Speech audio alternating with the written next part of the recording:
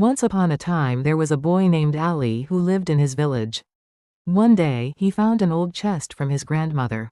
The chest was very old and strange. Ali tried to open it, but it was not opening. Ali was very surprised to see what was in the chest. He took it to his friends and they all started thinking of ways to open the chest. Finally, Ali thought that the key to the box might be with his grandmother. Ali went to his grandmother and asked her about the key. The grandmother smiled and said, "I gave this key to your grandfather. But he never came back. Maybe it's in your destiny." Ali ran to Grandma to get the key and open the chest. As soon as the chest was opened, a bright light came out and an old map was found inside the chest. The map was pointing to a treasure that was buried somewhere near the village. Ali and his friends followed the map and finally found a treasure buried under a big tree. This treasure had a lot of antiques and jewelry. Ali and his friends shared this treasure with the villagers. There were 4 friends who hated studying. They partied all night before their exams and planned to skip the test by lying to the professor. So they went to the dean and told him that they had been to a wedding the previous night and on their way back, they had a flat tire. They continued to say that they had to push the car all the way back, as they didn't have a spare tire and hence, were not in a position to write the exam. The dean listened and agreed to let them take the test on a later date. Happy that they got a second chance, the 4 friends studied hard and were ready for the exam.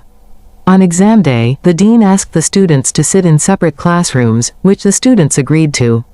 The examination paper had only 2 questions, for a total of 100 marks. The questions were thus: your name, which tire of the car burst? A. Front, left B, front right C, rear left D, rear right moral. You may be smart, but there are people smarter than you in the world. Best day to pray. There was a young boy who doesn't like to pray his 5 daily prayers. He was very lazy. He thought that performing the prayers daily was very troublesome indeed.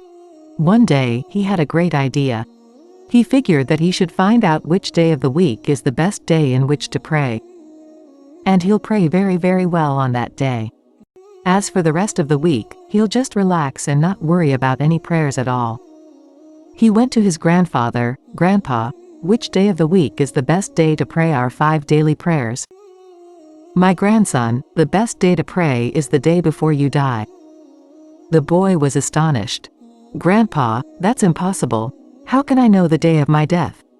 "Exactly, my grandson," the wise man replied. "No one knows the day of his death. That's why we need to pray every single day.